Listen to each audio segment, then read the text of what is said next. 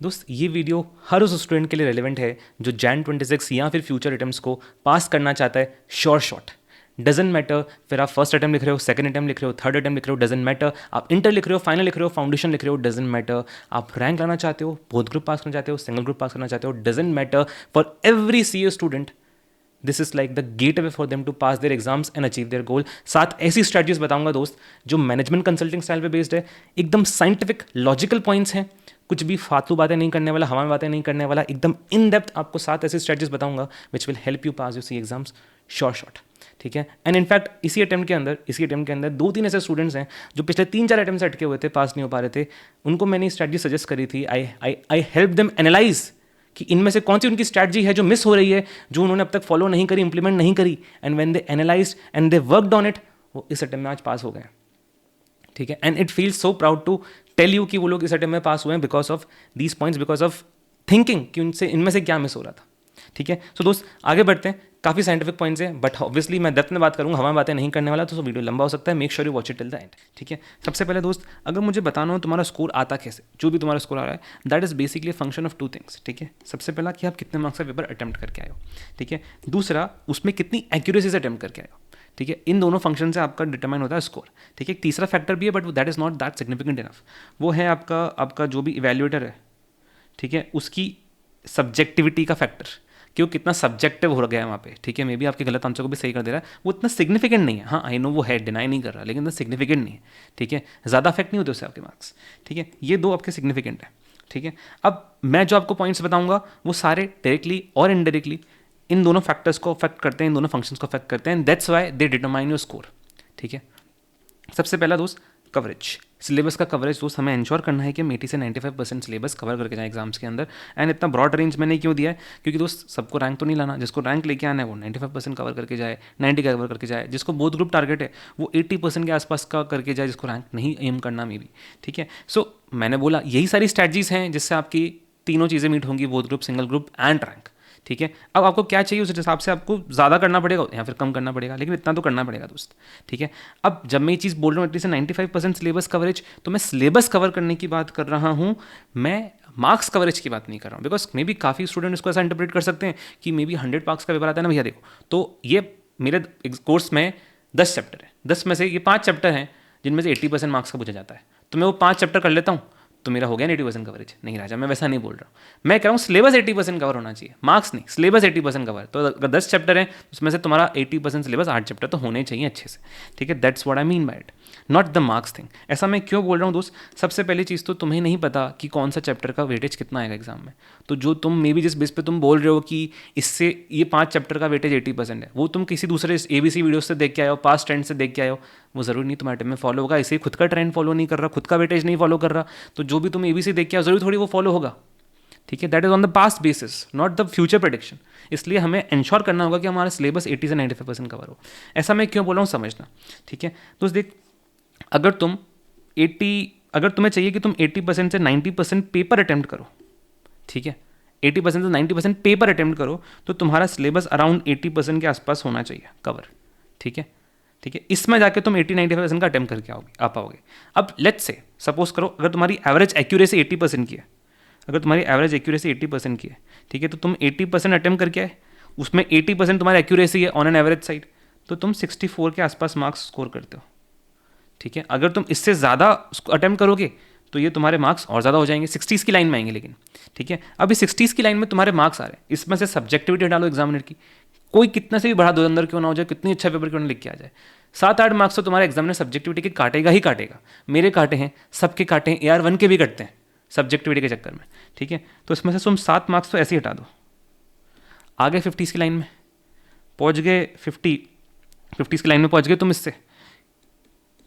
ठीक है, अब अगर तुम्हारे यहाँ पे और कम होता और ये एक्यूरेसी तुम्हारी और कम होगी तो धीरे धीरे तुम 650 के पास पहुँचते जाओगे। तो इसलिए मैं बोल रहा हूँ दोस्त, अगर तुम्हें 80 मार्क्स का पेपर अटेम्प्ट करना ही पड़ेगा अगर तुम 50s की लाइन में स्कोर करना चाहते हो तो।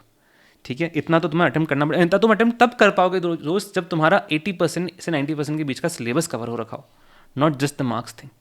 ठीक है, एंड दूसरी चीज़ दोस्त, काफ़ी स्टूडेंट्स को मैंने ये परसेप्शन लेते देखा है जिसके अंदर बच्चे क्या करते हैं, कुछ इंपॉर्टेंट बड़े चैप्टर्स छोड़ जाते हैं। जैसे DT के अंदर फाइनल लेवल पे बच्चे PGP भी छोड़ जा रहे हैं। आई डोंट नो बच्चों को दिमाग में कहाँ से आया परसेप्शन, बट वो पीजीवीपी छोड़ जा रहे हैं क्योंकि मे बी ये परसेप्शन बनाया गया है कि उसमें मार्क्स वैसे भी नहीं मिलते हैं एंड चैप्टर बहुत बड़ा है तो सच्चा छोड़ ही दो।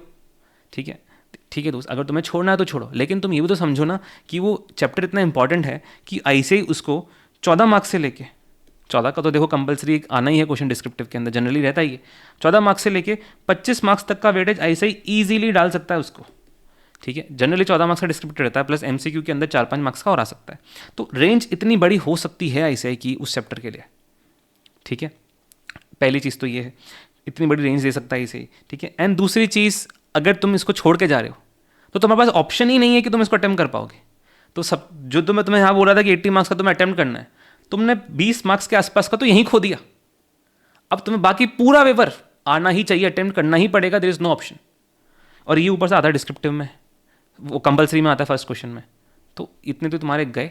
अब तुम सोचो, अगर तुम्हें स्टार्टिंग में ही पता है कि ये तो मुझे आता ही नहीं है 20-25 मार्क्स का, तो क्या दिमाग पे प्रेशर बनता है, तुम इमेजिन कर सकते हो ये चीज़। चलो अगर तुम्हें वीक है, ठीक है, मैं आना वीक है, लेकिन एटलीस्ट आता तो हो, करा तो हुआ तो हो कि एटलीस्ट इतना ऑप्शन तो हो एग्जाम के अंदर कि अगर कुछ मुसीबत आ गई, कुछ बाकी पेपर में डिफिकल्टी हुई, तो एटलीस्ट इतना तो मैं अटेम्प्ट कर लूँगा, कुछ ना कुछ तो ले आऊँगा इसमें से मार्क्स में, इतना तो पढ़ के जाओ राजा, पूरा मत तरीके से मत छोड़ो। एंड कभी ऐसे भी शाना है, उसको भी पता है कि तुम चैप्टर छोड़ के जाते हो तो वो उनमें ईजी डाल देता है क्वेश्चन, एंड जो तुम करके गए हो ईजी वाले चैप्टर्स उसमें से डिफिकल्ट क्वेश्चन पूछ लेता है। तो दोस्त इसलिए 80-95% सिलेबस करो, और ऐसे इंपॉर्टेंट चैप्टर्स जो होते हैं ना उनको मत छोड़ा करो प्लीज़। इतना सिग्निफिकेंट मार्क्स आते हैं, क्यों खामा का दिमाग पे स्ट्रेस लेने का उसके चक्कर में, बहुत सिग्निफिकेंट स्ट्रेस आ जाएगा एग्जाम में, उससे तुम्हारा एक्यूरेसी खराब हो जाएगा स्ट्रेस के चक्कर में, जो क्वेश्चन कर रहे हो उसमें भी खराब करोगे। दूसरा पॉइंट मैं बता रहा हूँ कंसेप्चुअल क्लैरिटी का। ठीक है, अब ये तो मैं कितने वीडियोस के अंदर सेम चीज़ बोल चुका हूँ, कंसेप्चुअल क्लैरिटी पढ़ो, कंसेप्चुअली पढ़ो, कंसेप्चुअली पढ़ो। ऐसा नहीं कि सिर्फ चीज़ें याद करके चले जा रहे हो। देखो मैं आपको इंस्टेंस बताता हूँ। ठीक है, हर टाइम में मेरी बच्चों से बात होती है, किसी का रिजल्ट अच्छा आता है, किसी का ख़राब आता है। मेरी कुछ स्टूडेंट से बात हुई थी, तो उन्होंने उनकी कॉपी मैंने जब देखी एग्ज़ाम की, डीटी की स्पेसिफिकली, सो मुझे रियलाइज़ हुआ कि जो क्वेश्चन वो मुझे बता रहे थे कि उनको आता था, उनके अंदर भी उनसे गलती हुई है। ठीक है, उनके मार्क्स नहीं आए, उन्होंने बहुत सिली मिस्टेक्स कमिट करी है। मैंने उससे बात करी कि तूने ऐसा क्यों किया, ये प्रोविज़न का तूने ऐसा आंसर क्यों लिखा, तो बोले मुझे भी नहीं पता यार, मुझे तो आता था ये, मैं तो पढ़ के गया था ये, फिर भी पता नहीं मैंने ऐसा क्यों किया। तो मैंने उससे थोड़ा सा प्रोब किया, मैंने उसको थोड़ा प्रोब किया, उससे जानना चाहा कि क्यों किया, मतलब उसने ऐसा, क्या तुझे इस प्रोविज़न का लॉजिक पता है कि तू ऐसा क्यों कर रहा था। तो उसने बोला नहीं मुझे इसका लॉजिक नहीं पता, मैं तो बस एक एडजस्टमेंट टेबल चलती है DPGVP के अंदर टेलीग्राम ग्रुप्स में, जिसमें सारे एडजस्टमेंट दे रखे होते हैं, मास्टर एडजस्टमेंट्स, एंड उसके आगे उसका ट्रीटमेंट दे रखा होता है कि ये प्लस माइनस वगैरह। मैं तो वो पढ़ के चला गया था, तो मुझे लगा मुझे सब आता है तो मैं अटेम्प्ट कर लूँगा ना। दोस्त अब प्रॉब्लम इसमें ये होती है कि तुम सब कुछ याद करके गए हो, तुम सब मेमोरी में रख के गए हो, अपने एग्ज़ाम आएगा स्ट्रेस में आओगे, स्ट्रेस में तुम कब गलत डिसीजन ले लोगे, कब तुम्हारी मेमोरी तुम्हारा साथ छोड़ देगी तुम्हें पता ही नहीं चलेगा, जैसे स्टूडेंट के साथ में हुआ। ये मल्टीपल अटैम्प्ट लगाया जा रहा है इस बच्चे का, लेकिन ये कर क्या रहा है, सिर्फ अपने मास्टर एडजस्टमेंट्स की शीट ही बदल रहा है, कभी किसी दूसरे टीचर की ले ली, फिर किसी दूसरे टीचर की ले ली, फिर किसी दूसरे टीचर की ले ली, किसी दूसरे टीचर का रिविजन फॉलो कर लिया। उसको ये नहीं समझ में आ रहा है कि उसकी कमी तो कंसेप्चुअल क्लैरिटी में थी राजा, कंसेप्चुअल क्लैरिटी पे प्रॉब्लम था। वो जब उसको कंसेप्ट ही नहीं पता थे, तो जब एग्जाम में कुछ भी नया पॉइंट आ जा रहा है, कुछ घुमा दे रहा है एग्जामिनर, या फिर स्ट्रेस में आ जा रहे हो, तो तुम जो पढ़ के गए उसको भी गलत अप्लाई करके जा रहे हो, तुम फॉर्मूले गलत लगा दे रहे हो, तुम सिली मिस्टेक्स कमिट कर दे रहे हो। ये इसलिए हो रहा है क्योंकि तुम कंसेप्चुअली नहीं पढ़ के गए हो। जब तुम लॉजिक से पढ़ के जाते हो, लॉजिक समझ के जाते हो, चीज़ों का एडजस्टमेंट्स का लॉजिक पता होता है कि क्यों कर रहा हूँ क्यों नहीं कर रहा हूँ, तो तुम्हारी मेमोरी की नीड खत्म हो जाती है एग्जाम में। लॉजिक साथ नहीं छोड़ता तो उस स्ट्रेस के अंदर मेमोरी छोड़ती है। इसलिए दोस्त फिर मैंने उस स्टूडेंट को सजेस्ट किया कि भाई तेरा प्रॉब्लम कंसेप्चुअल क्लैरिटी का है, तूने जो नॉर्मल क्लास ली थी उसमें तेरे कंसेप्ट इतने क्लियर नहीं थे, सो तू किसी दूसरे अच्छे टीचर के भी फिर से क्लासेस परचेज कर ले, उन क्लासेस को देख ले, तेरे कंसेप्ट स्ट्रांग हो जाएंगे। एंड हैप्पी टू शेयर कि सर में वो बच्चा पास हो गया। ठीक है, because he work on his concepts by rewatching lectures. ठीक है, सो दोस्त वही बात है कि आपका जहाँ प्रॉब्लम है आपको उस पर वर्क करना पड़ेगा राजा। दोस्त ये वही बात है जो मैंने पिछले वीडियो में बोली थी कि अगर तुम्हें सर में दर्द गैस की वजह से हो रहा है, तो वो सर दर्द की गोली लेने से ठीक थोड़ी ना हो जाएगा राजा, उसके लिए तुम्हें गैस की गोली लेनी पड़ेगी ना। तो मतलब मेरा पॉइंट वही है राजा, तुम्हारा रूट कॉज आइडेंटिफाई करना है कि क्यों फेल हो रहे हो, कहाँ मिस हो रहा है, एंड उस पर वर्क करना पड़ेगा। ठीक है, बार बार रिविजन वीडियोस बदलने से, बुक्स बदल लेने से, सेम तरीके से पढ़ने से कुछ नहीं होगा। ठीक है, if you want something to change you need to change something. ठीक है, मैं आपको अश्योर कर सकता हूँ अगर आपका सीए इंटर फाइनेंशियल मैनेजमेंट के अंदर इशू आ रहा है, अगर आप उसमें फेल हुए हो एंड आपका issue is conceptual understanding, if you figured that out, ठीक है, सो आपको फिर से क्लास परचेज करने की ज़रूरत नहीं है दोस्त। मैं सी इंटर फाइनेंशियल मैनेजमेंट के लेक्चर्स अपलोड करने वाला हूँ रिवीजन के on YouTube, and I can assure you उनकी कंसेप्चुअल डेप्थ आपके रेगुलर लेक्चर्स से ज़्यादा होगी। ठीक है, आप उसको देख के अपने कॉन्सेप्ट्स कवर कर सकते हो, आपको कोई लेक्चर्स परचेस करने की जरूरत नहीं किसी भी और टीचर से। ठीक है, आपको कुछ भी इशू है सब्जेक्ट के अंदर फाइनेंशियल मैनेजमेंट में, feel free to reach out, दोस्त टेलीग्राम में आपको सारे लिंक्स मिल जाएंगे। ठीक है, इनफैक्ट क्वेश्चन बैंक भी मेरा फ्री अवेलेबल है। ठीक है, तो आप उससे अपनी सारी तैयारी फिर से कर सकते हो, आपको कुछ क्लास परचेस करने की जरूरत नहीं है। ठीक है दोस्त, आगे बढ़ते हैं। ठीक है, सो दैट्स वाई जब भी आप तुम कोई चीज़ें पढ़ रहे हो न्यूमेरिकल सब्जेक्ट्स के अंदर, एटलीस्ट इंश्योर करो कि तुम्हें चीज़ों का कंसेप्चुअल लॉजिक पता हो। एंड इवन थ्योरेटिकल सब्जेक्ट्स के अंदर भी हमें ये ऐसा इंप्रेशन होता है हमारे दिमाग में कि थ्योरी तो सिर्फ याद करनी होती है। नहीं राजा, सिर्फ डायरेक्टली याद नहीं करनी होती, पहले कंसेप्चुअली समझना होता है, उसके बाद याद करनी होती है। ये कंसेप्चुअली पढ़ने के बाद अगर आप याद करते हो ना तो याद भी बेटर होता है, एंड अगर डिफिकल्ट क्वेश्चन आ गया तो उसको टैकल करने की कैपेबिलिटी भी आती है। ठीक है, तीसरी चीज़ दोस्त, हमें इंश्योर करना है कि जो हमारे नंबर ऑफ रिविजन्स हैं, अराउंड 2 से 3 गुड क्वालिटी के रिविजन्स हमें करने चाहिए। ठीक है, 2 से 3 गुड क्वालिटी के इज़ गुड इनफ। ठीक है, कई बार बच्चे होते हैं कि नंबर ऑफ रिविजन्स बढ़ाने के चक्कर में 4 करूँगा 5 करूँगा, वो प्रेशर भी बहुत ले लेते हैं एंड अपनी रिविजन की क्वालिटी को भी ख़राब कर लेते हैं। ठीक है, नंबर ऑफ रिविजन्स बढ़ाने के चक्कर में उससे फ़र्क देख दोस्त, नंबर ऑफ रिविजन्स बढ़ाओगे तो उससे इतना फ़र्क नहीं पड़ेगा। फ़र्क इस चीज़ से पड़ता है कि जितनी बार भी तुमने किया है उसमें तुमने कितनी क्वालिटी एश्योर करी है। तुम भले 2 बार करो, सिर्फ 3 बार करो चलेगा, लेकिन वो 2-3 बार इतना अच्छे से होना चाहिए, इतनी क्वालिटी होनी चाहिए उसके अंदर, कंसेप्ट्स की जो भी आपने कवरेज करी उसकी इतनी क्वालिटी होनी चाहिए कि उससे आप बहुत अच्छे से सेटल हो जाओगे अपने एग्जाम के अंदर, वेल पोजिशन हो जाओगे एग्जाम्स के लिए। ठीक है, अभी कंसेप्चुअल क्लैरिटी कहाँ अफेक्ट करती है, मैंने आपको बात बताई थी पेपर अटेम्प्टेड इन एक्यूरेसी की। Conceptual clarity helps you in your accuracy. अगर आप कंसेप्चुअली पढ़ के जाओ तो आपकी एक्यूरेसी अच्छी होगी। ठीक है, एंड दूसरी चीज़ इनडायरेक्ट इफेक्ट ये होता है कि अगर आप कंसेप्चुअली पढ़ के जाओगे तो आप डिसीजंस तक जल्दी पहुँचते हो। ठीक है, आपका क्वेश्चन को रीडिंग करने का जो टाइम है, जो उसको इंटरप्रिटेशन का टाइम है, वो कम होता है। ठीक है, आप कम मिस्टेक्स कमिट करते हो, कम बार कट लगाते हो, तो उससे आपका पेपर अटेम्प्ट भी बढ़ जाता है। ये माइक्रो चीज़ें जो कोई नहीं बताता, बट आपको समझनी पड़ेगी कि इस तरीके से पेपर में इंसान का, बच्चे का दिमाग इस तरीके से ही फंक्शन करता है। ठीक है, ये समझोगे तो हमने देखा डायरेक्ट इफेक्ट इसके ऊपर है, इनडायरेक्ट इसके ऊपर है। ठीक है, नंबर ऑफ रिविजन्स अगर हमने 2 से 3 अच्छे क्वालिटी के कर लिए तो चीज़ें हमारे दिमाग में सेटल डाउन हो जाएगी, एग्जाम में जल्दी क्लिक करेंगी तो स्पीड भी बढ़ेगी, पेपर अटेम्प्टेड बढ़ेगा, एंड ऑब्वियसली एक्यूरेसी तो बढ़ेगी। ठीक है, अगली चीज़ दोस्त, न्यूमेरिकल सब्जेक्ट के लिए हमें इंश्योर करने कि हम क्वेश्चन प्रैक्टिस को बहुत अच्छे से करें। ठीक है, जो नए टाइप के क्वेश्चन हैं एग्जाम के अंदर, जो न्यू स्कीम के क्वेश्चन हैं उनको मन अच्छे से करें। ठीक है, किसी क्वेश्चन को अपने को कैलसी पे करने से काम चल जाता है। जो बड़े बड़े क्वेश्चंस होते हैं डीटी के अंदर, या फिर let's say FM investment decision type, working capital, advance capital budgeting, इनके डीटी के अंदर पीजीबीबी के क्वेश्चंस, इनको अपन को थोड़ा लिख के प्रैक्टिस करना चाहिए, उनकी हमें एक अप्रोच रेडी करनी चाहिए। ठीक है, इसके अंदर ज़्यादा बात डिटेल के अंदर है दोस्त, हमने इस वीडियो के अंदर करी है। अगर आप इंटरेस्टेड हो जानने के लिए तो आप इसको चेक कर सकते हो। इसके अंदर डिटेल में बात करेगी कि क्वेश्चन प्रैक्टिस किस किस तरीके से करनी चाहिए, हर एक रिवीजन के अंदर क्वेश्चन प्रैक्टिस किस किस तरीके से करनी चाहिए, कौन से क्वेश्चन को लिख के करना है, कौन से कैलसी पे करना है, सब कुछ डिस्कस किया है दोस्त इसके अंदर। So do check this out. ठीक है, एंड कीवर्ड फोकस, न्यूमेरिकल्स के अंदर तो question practice is most important thing. Theoreticals के अंदर तो कीवर्ड को किस तरीके से फोकस करना है, कैसे कीवर्ड को रिटेन रखना है। ठीक है, कीवर्ड्स के अलावा बाकी आगे पीछे का टेक्स्ट इंपॉर्टेंट नहीं होता, कीवर्ड्स इंपॉर्टेंट होता है।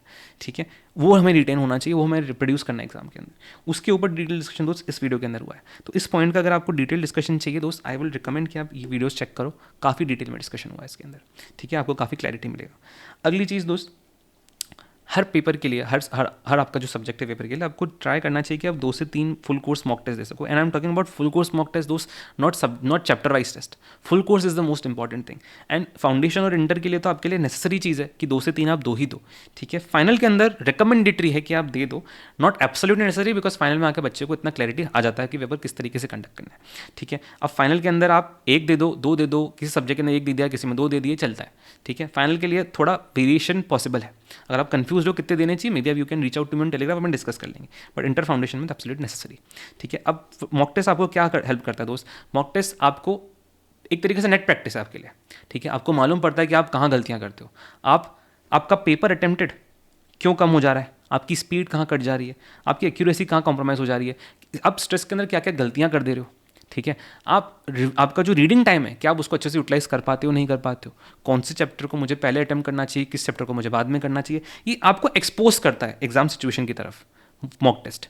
ठीक है, जब आप ये दोगे तो आपको बहुत मालूम पड़ेगा अपने बारे में कि मैं एग्जाम में इस तरीके से एग्जाम की सिचुएशन में ऐसा ऐसा वर्क करता हूँ, and that will help you. ये सारी चीज़ें जो भी आप यहाँ पे गलतियाँ करोगे, that will help you in improving your self for your exams. And इन्हीं सारी चीज़ों की बेसिस पे दोस्त हमारा छठा पॉइंट निकल के आता है एग्जाम स्ट्रैटेजी। हमारी जो एग्जाम स्ट्रैटेजी बननी चाहिए दोस्त, वो इन मॉक टेस्ट की बेस पे बनेगी। एग्जाम स्ट्रैटेजी क्या होती है? वही सारी जो बातें मैंने बोली दोस्त, कि एग्जाम को अटेम्प्ट करने का सीक्वेंस क्या होगा मेरा, मैं रीडिंग टाइम को किस तरीके से यूटिलाइज करूंगा, अगर मुझे स्ट्रेस आ जाएगा तो मैं क्या करूंगा, मेरे रीडिंग टाइम को, मेरा टाइम मैनेजमेंट किस तरीके से होगा, राइट। ये सारी चीज़ें दोस्त एग्जाम स्ट्रैटेजी में आती हैं। इनको आप इसके बेसिस पे बनाते हो, ठीक है। हर बच्चे का एक अलग अलग माइंडसेट होता है कि मैं यहाँ पे गलती कर देता हूँ, मैं यहाँ पे गलती कर देता हूँ। जैसे मेरा एक सिंपल माइंडसेट था, मैं जब एग्जाम में होता था तो मुझे पता है कि अगर मेरे से हल्की सी कहीं पे गलती हो गई ना, पहले इंटर में होता था मेरे साथ, ऐसा फाइनल में नहीं होता था। जब मुझे इंटर में था तो मुझे रियलाइज़ हो गया था कि जब मैं छोटी सी गलती कर देता हूँ तो मैं ज़्यादा पैनिक कर जाता हूँ, एंड उसके चक्कर में मेरा आगे का पेपर थोड़ा सा बिगड़ता जाता है। तो ये जब मुझे रियलाइज़ हुई तो मुझे समझ में आया कि मुझे एग्जाम स्टडी इस तरीके से बनानी है जिससे मैं उस चीज़ को टैकल कर सकूँ, कि एग्जाम में स्ट्रेस में अगर आ गया, कुछ गलती हो गई तो उसको कैसे टैकल करना है जिससे आगे खराब ही नहीं हो। तो मैंने उस तरीके से एग्जाम स्ट्रेटजी बनाई। हर स्टूडेंट को दोस्त अपनी अलग बनानी चाहिए। अगर if you need a guidance on this, मेरे चैनल पे एक डिटेल्ड वीडियो ऑलरेडी अवेलेबल है एग्जाम स्ट्रेटजी का, कि मैं क्या एग्जाम स्ट्रेटजी फॉलो करता था। अगर आप वो देखोगे आपको बहुत क्लैरिटी मिलेगा इस चीज़ के ऊपर, ठीक है। एंड लास्ट एंड दोस्त a very important point, right mindset in exams.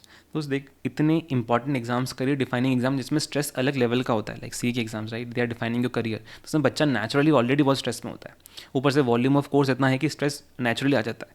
इसलिए दोस्त ऐसे एग्जाम्स के अंदर your fight in your exams is fought as much as with your brain as with your pen, ठीक है। आपका माइंड, राइट माइंडसेट होना बहुत इंपॉर्टेंट है दोस्त, ठीक है।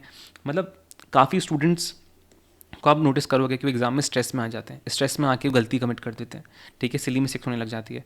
तो अब ऐसे में अगर आपको पता है कि स्ट्रेस से आपके मार्क्स कट रहे हैं, ठीक है, स्ट्रेस की वजह से गलतियां हो रही है, ठीक है, एक्यूरेसी खराब हो रही है, आपका पेपर अटेम्प्ट खराब हो रहा है, तो दोस्त ऐसे में तुम्हें नहीं लगता कि पढ़ाई के ऊपर वर्क करने से अच्छा कोर्स के ऊपर काम करने के साथ साथ हमें हमारे स्ट्रेस लेवल पे भी वर्क करना चाहिए? आप बहुत अच्छा कोर्स कर लोगे, लेकिन एंड में आपको पता है अगर आपके मार्क्स स्ट्रेस मैनेजमेंट की वजह से ही कट जाएंगे अगर एग्जाम में, तो क्या फ़ायदा हो गया दोस्त। इससे बेटर मे बी आपका 10% एफर्ट यहाँ कम हो जाए, लेकिन 10% अगर आप यहाँ बढ़ा दो तो आपको जो 90% एफर्ट कोर्स में लग रहा है, that will pay you of much much better.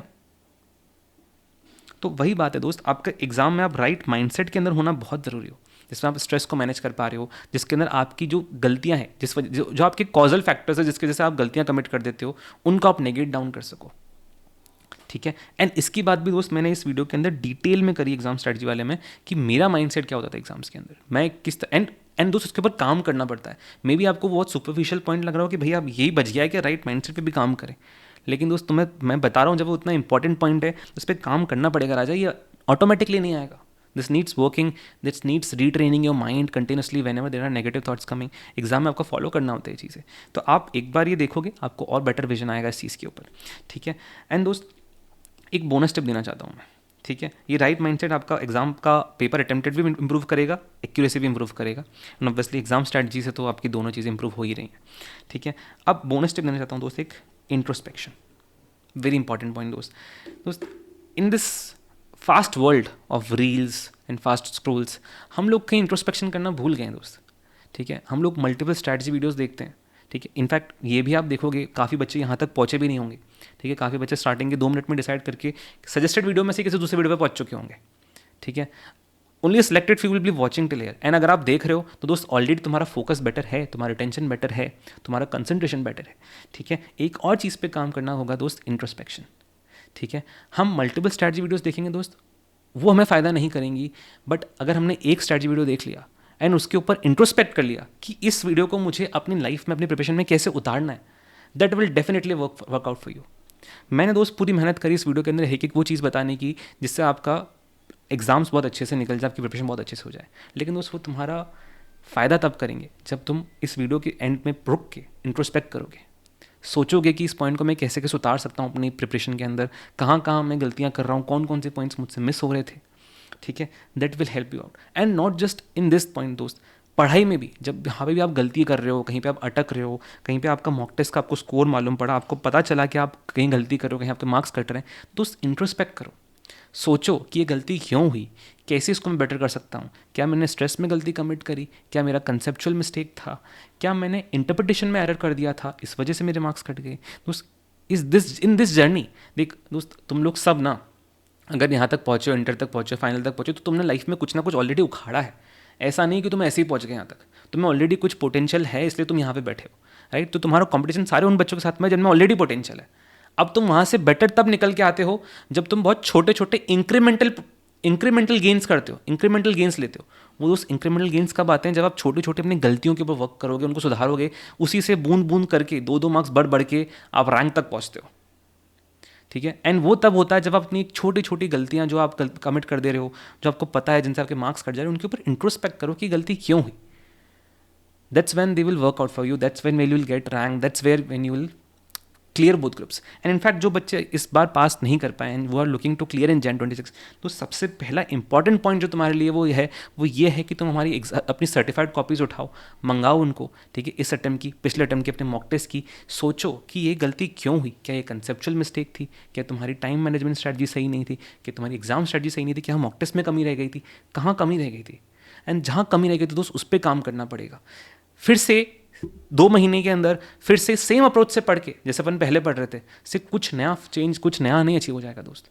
If you want to change your result, you need to change your approach, you need to change what you did not do the previous time. तो दोस्त सबसे पहला चीज़ उसके लिए introspection है। अगर उसमें कुछ भी हेल्प लगे दोस्त, इस पूरे वीडियो में कुछ भी हेल्प लगे, feel free to reach out to me on Telegram दोस्त, लिंक्स आपको डिस्क्रिप्शन में मिल जाएंगे। Do reach out to me. अगर आपको कुछ भी कन्फ्यूजन हो, we can detail out discuss this in detail, ठीक है। And I will be happy. And अगर आप तुम एंड तक पहुँचे हो दोस्त, एक चीज़ कर देना, कमेंट सेक्शन में इस वीडियो के अंदर तुम्हें ऐसे कौन कौन से पॉइंट्स लगे जो तुम चाहते हो कि तुम अपनी प्रिपरेशन के अंदर उतारो, उन पॉइंट्स का एक छोटा सा समरी बना के कमेंट सेक्शन में छोड़ के चल जाना, ठीक है। That will remind you, that will make sure कि ये video is not just another strategy video that you are watching. That will ensure कि ये स्ट्रैटेजी वीडियो वो है जो तुम्हारी जर्नी टर्न अराउंड कर देगा, तुम्हें प्रिपरेशन टर्न अराउंड कर देगा, ठीक है। एंड मुझे भी मालूम पड़ेगा कि वीडियो आपने एंड तक देखा है एंड आपके लिए काम करके गया है, ठीक है दोस्त। So that was the video guys. Video helpful लगा हो सो वीडियो को लाइक कर देना, चैनल सब्सक्राइब कर देना। आगे आपके अटेम्प्ट के लिए और भी useful content, practical content channel पे आता रहता है, in fact for my own subject financial management as well. So make sure you subscribe the channel. Thank you so much dost. All the best dost, and trust me, you're gonna rock in your exams. Stay motivated, stay healthy. Thank you so much dost.